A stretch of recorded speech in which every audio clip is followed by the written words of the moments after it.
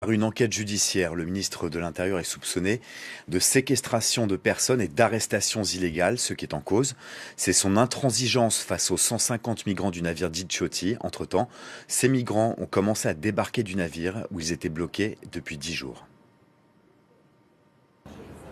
Pour eux, c'est la fin d'un long périple.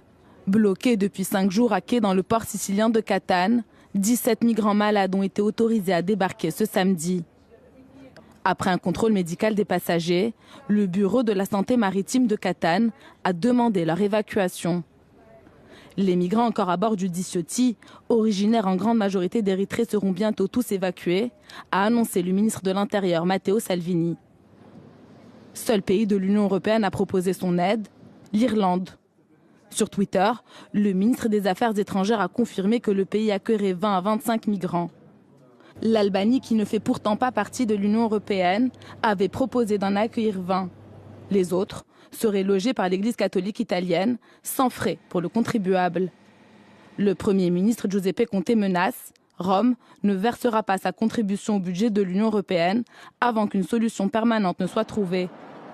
Bruxelles accuse l'Italie de son côté de violer la Convention européenne sur les droits de l'homme en détenant les migrants pendant plus de 48 heures. La justice italienne a de son côté ouvert une enquête contre Matteo Salvini pour séquestration de personnes et arrestation illégale. Une décision loin d'effrayer le chef de la Ligue d'extrême droite. Une décision inique, c'est en ces termes